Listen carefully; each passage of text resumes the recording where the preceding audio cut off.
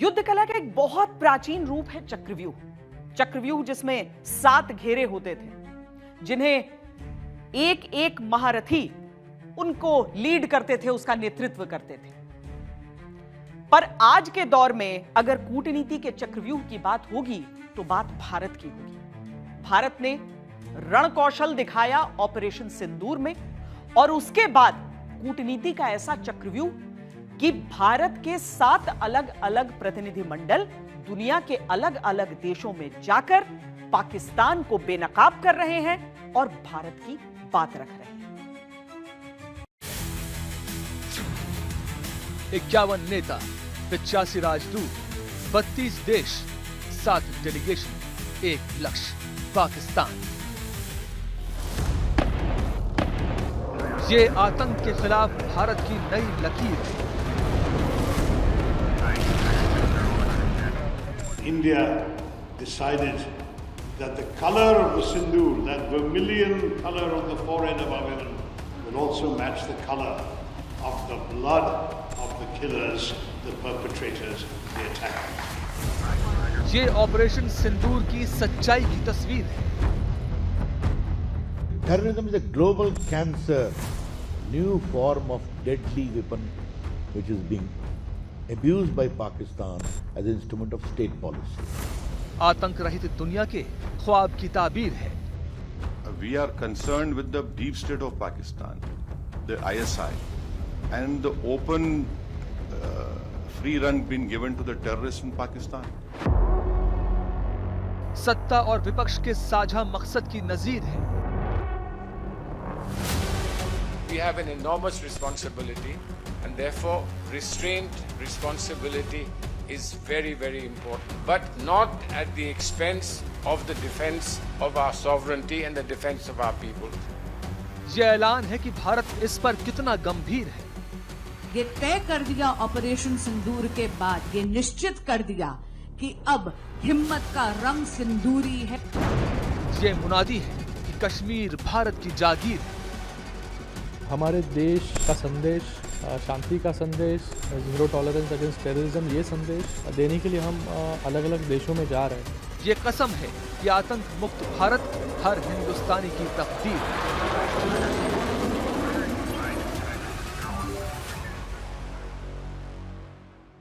उस समय के प्रधानमंत्री नरसिंह राव जी ने भारत का पक्ष रखने के लिए मुझे विरोधी दल के नेता के नाते जेनेवा भेजा था, और पाकिस्तानी उसे देखकर चमत्कृत रह गए। उन्होंने कहा कि ये कहां से आए। तब अटल बिहारी वाजपेयी बतौर नेता विपक्ष भारत का पक्ष रखने कांग्रेस सरकार की तरफ से संयुक्त राष्ट्र गए थे। इस बार मोदी सरकार ने ये जिम्मेदारी उठाई है और विपक्ष और पक्ष के कई नेताओं को विदेश भेजा है। ऑपरेशन सिंदूर की पृष्ठभूमि में हो रहे इस दौरे का उद्देश्य सीमा पार आतंकी ठिकानों को समाप्त करना और प्रायोजित आतंकवाद के खिलाफ वैश्विक सहमति बनाना है। ये अपनी तरह का एक अलग कूटनीतिक प्रयास है। इसके केंद्र में मुख्य तौर पर संयुक्त राष्ट्र सुरक्षा परिषद के मौजूदा सदस्य देश हैं। भारतीय प्रतिनिधिमंडल को 7 हिस्सों में बांटा गया है, जो 32 देशों में गए हैं। इनमें अलग अलग पार्टियों के 52 नेता और 85 राजदूत शामिल हैं। पहला ग्रुप जिन देशों में गया है वो हैं सऊदी अरब, कुवैत, बहरीन, अल्जीरिया। इस डेलीगेशन का नेतृत्व कर रहे हैं बीजेपी सांसद विजयंत पांडा।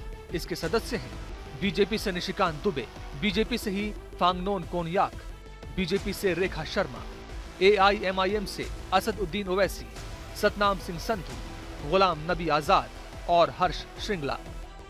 दूसरा डेलीगेशन जिन देशों में भारत की आवाज बुलंद कर रहा है वो हैं यूके, फ्रांस, जर्मनी, यूरोपीय संघ, इटली और डेनमार्क। इसका नेतृत्व कर रहे हैं बीजेपी सांसद रविशंकर प्रसाद। इसमें बीजेपी से दग्गुबाती पुरंदेश्वरी, शिवसेना उद्धव गुट से प्रियंका चतुर्वेदी, गुलाम अली खताना, कांग्रेस से अमर सिंह, बीजेपी से समीक भट्टाचार्य, MJ अकबर और पंकज सरन है। तीसरा डेलीगेशन इंडोनेशिया, मलेशिया, कोरिया गणराज्य, जापान और सिंगापुर गया है। इसका नेतृत्व कर रहे हैं JDU सांसद संजय कुमार झा। इसमें बीजेपी से अपराजिता सारंगी, तृणमूल कांग्रेस से अभिषेक बनर्जी, बीजेपी से ब्रिजलाल, CPIM से जॉन ब्रिटास, बीजेपी से प्रदन बरुआ, बीजेपी से हिमांग जोशी, सलमान खुर्शीद और मोहन कुमार शामिल हैं। चौथे डेलीगेशन की जिम्मेदारी यूएई, लाइबेरिया, लोकतांत्रिक गणराज्य कांगो, सियरा लियोन जैसे देश हैं। इसका नेतृत्व शिवसेना सांसद श्रीकांत एकनाथ शिंदे कर रहे हैं। इसमें बांसुरी स्वराज बीजेपी से, आईयूएमएल से ईटी मोहम्मद बशीर, बीजेपी से अतुल गर्ग, बीजेडी से सस्मित पात्र, बीजेपी से मनन कुमार मिश्र, एसएस अहलुवालिया, सुजन चिनॉय शामिल हैं। पांचवा डेलीगेशन जिन देशों में आतंक का कच्चा चिट्ठा खोल रहा है वो है America, Panama, Guyana, Brazil, Colombia. इसका नेतृत्व कर रहे हैं कांग्रेस सांसद शशि थरूर। सदस्यों में शामिल हैं एलजेपी रामविलास से शंभवी, जेएमएम से सरफराज अहमद, टीडीपी से जीएम हरीश बालयोगी, बीजेपी से शशांक मणि त्रिपाठी, बीजेपी से भुवनेश्वर कलिता, शिवसेना से मिलिंद मुरली देवड़ा, तरणजीत सिंह संधू और बीजेपी से तेजस्वी सूर्या। छठा group Spain, Greece, Slovenia, Latvia, रूस की यात्रा पर है, जिसके लीडर हैं डीएमके सांसद कनिमोजी करुणानिधि। इसके सदस्य हैं राजीव राय एसपी से, नेशनल कॉन्फ्रेंस से मियां अल्ताफ अहमद, बीजेपी से ब्रजेश चौटा, आरजेडी से प्रेमचंद गुप्ता, आम आदमी पार्टी से अशोक कुमार मित्तल, मंजीव एसपुरी और जावेद अशरफ। सातवां और आखिरी डेलीगेशन मिस्र, कतर, इथियोपिया और दक्षिण अफ्रीका की यात्रा पर गया है। इसके लीडर हैं एनसीपी शरद पवार गुट से सांसद सुप्रिया सुले। सदस्य हैं राजीव प्रताप रूडी बीजेपी से, आम आदमी पार्टी से विक्रमजीत सिंह साहनी, कांग्रेस से मनीष तिवारी, बीजेपी से अनुराग सिंह ठाकुर, टीडीपी से लवु श्रीकृष्ण देवरायालू, आनंद शर्मा, वी मुरलीधरन और सैयद अकबरुद्दीन। पाकिस्तान एक इस्लामिक देश है तो उसको लगता है कि जो खाड़ी देश हैं वो भारत के खिलाफ उसका साथ देंगे, लेकिन ये उसकी गलतफहमी है और इसी गलतफहमी को दूर करने के लिए भारत ने कई इस्लामिक देशों में भी अपने प्रतिनिधिमंडल भेजे। सऊदी अरब, कुवैत, बहरीन और इसके साथ ही अल्जीरिया, इन देशों में अगर भारत का प्रतिनिधिमंडल जाता है तो उसके मायने भी समझिए। यहां असदुद्दीन ओवैसी गए, गुलाम नबी आजाद गए। अब सऊदी अरब भारत का अच्छा दोस्त है और आपको याद होगा कि जब पहलगाम का हमला हुआ था उस समय प्रधानमंत्री नरेंद्र मोदी सऊदी अरब में ही थे और दौरा बीच में छोड़कर आए थे, लेकिन यह बताना भी जरूरी था कि क्या हुआ। सो ये डेलीगेशन वहां पर पहुंचा। कुवैत और बहरीन जो है वो गल्फ कोऑपरेशन काउंसिल के सदस्य हैं। भारत के साथ इन दोनों देशों के अच्छे रिश्ते हैं। हाल ही में पीएम मोदी ने कुवैत की यात्रा की थी। 43 सालों में पहली बार था कि कोई भारत का प्रधानमंत्री कुवैत यात्रा पर पहुंचा हो। बहरीन भी भारत का करीबी सहयोगी है। बहरीन संयुक्त राष्ट्र सुरक्षा परिषद में स्थायी सीट के लिए भारत की उम्मीदवारी के सबसे प्रमुख समर्थकों में से एक है। एक दूसरा प्रतिनिधिमंडल पहुंचा मिस्र, कतर भी, इथियोपिया और दक्षिण अफ्रीका। तो ये उनका दायरा रहा। अब यहां क्यों? भारत और मिस्र के बीच मैत्रीपूर्ण संबंध है। कतर के शेख कुछ महीनों पहले भारत की यात्रा पर आए थे। भारत कतर के बीच व्यापारिक संबंध है। कतर में 8,35,000 से ज्यादा भारतीय रहते हैं। दरअसल खाड़ी देशों को इसीलिए चुना गया ताकि यहां जाकर टेरर फंडिंग और रणनीतिक कमजोरियों को उजागर किया जा सके। अफ्रीका को इसीलिए चुना गया ताकि यहां आतंक के ठिकानों के खिलाफ वैश्विक दक्षिण को, ग्लोबल साउथ को एकजुट किया जा सके।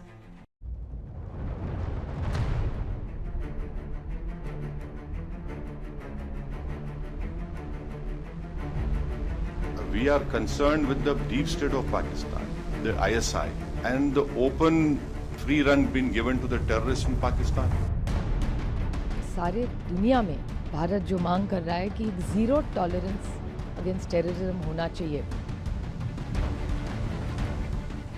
इस तरह की घटनाओं की निंदा करते हुए उन्होंने कहा, हम कल भी भारत के साथ थे, आज भी भारत के साथ हैं और पूरी ताकत से हम आने वाले कल में भी भारत के साथ रहेंगे। पाकिस्तान ने भारत पर संयुक्त राष्ट्र चार्टर के आर्टिकल 51 के उल्लंघन का आरोप लगाया, जो कहता है कि किसी हमले के खिलाफ एक देश को अपना बचाव करने का अधिकार है।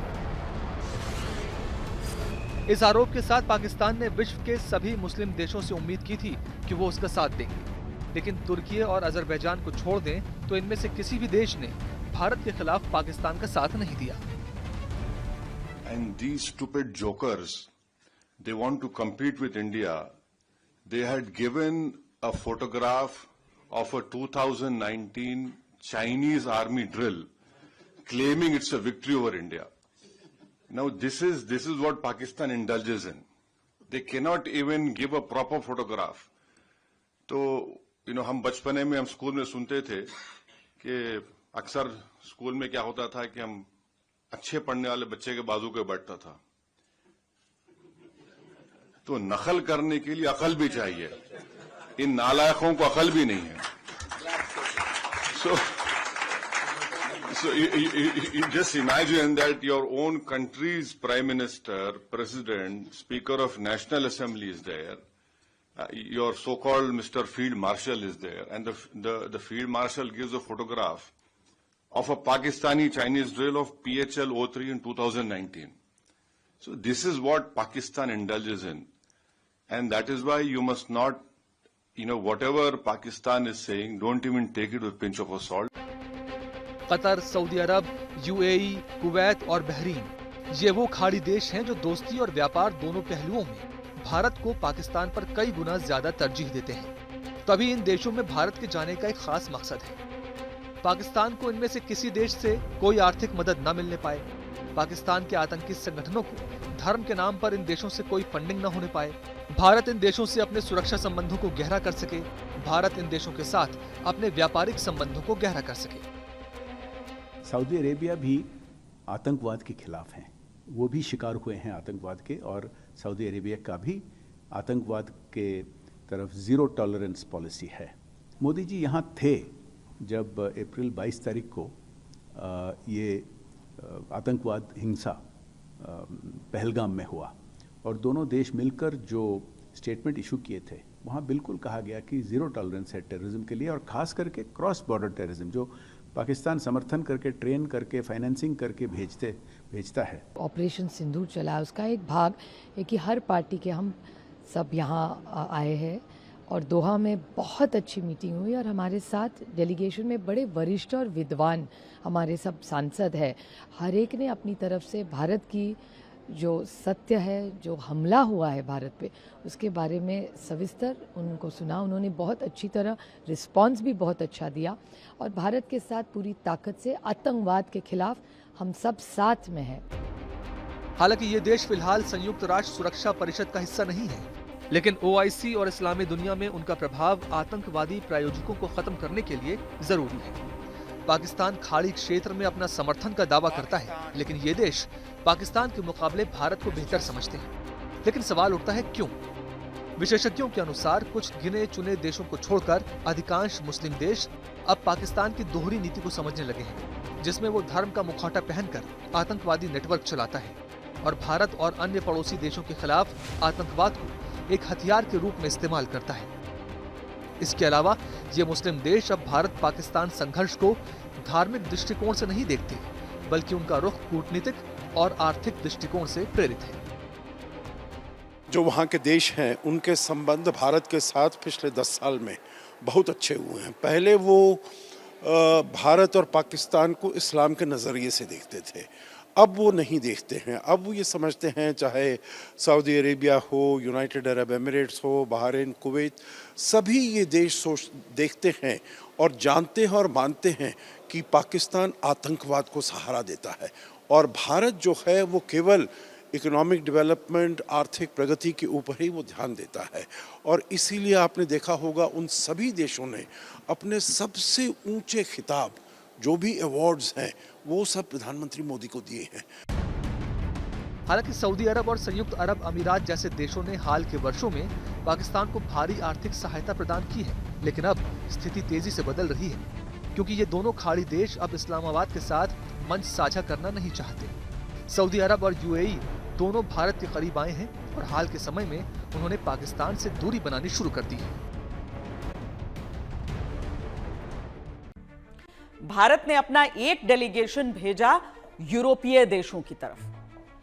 अब इसमें यूके है, फ्रांस है, जर्मनी है, इसके साथ ही एक तरह से समझ लीजिए पूरा यूरोपीय संघ है, इटली है, डेनमार्क है, ये सारे देश इसमें शामिल हैं। इसका नेतृत्व वरिष्ठ बीजेपी नेता रविशंकर प्रसाद कर रहे हैं। फ्रांस ने पाकिस्तान से उत्पन्न आतंकवाद के खिलाफ लड़ाई में भारत का साथ देने की बात कही है। दरअसल यूरोप में डेलीगेशन इसीलिए गया है क्योंकि यहां पर संयुक्त राष्ट्र सुरक्षा परिषद में बात रखने वाले दिग्गज देश हैं और अगर ये देश भारत के साथ होंगे तो अंतर्राष्ट्रीय मंचों पर पाकिस्तान की आतंकी नीतियों का जवाब भारत बुलंद आवाज के साथ दे सकता है।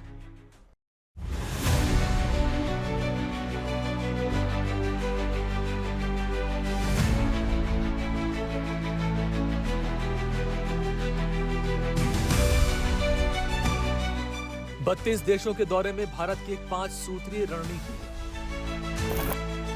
यूएनएससी के साथ समन्वय बनाना, यानी स्थायी सदस्यता की मांग ही नहीं बल्कि मौजूदा सदस्यों को तत्काल और गंभीर कार्रवाई के लिए प्रेरित करना, आतंकवाद में पाकिस्तान की भूमिका उजागर करना, ऑपरेशन सिंदूर को आगे बढ़ाना, आतंकवाद के खिलाफ साझा रणनीति विकसित करने के लिए वैश्विक सहमति बनाना, ग्लोबल साउथ में नेतृत्व मजबूत करना।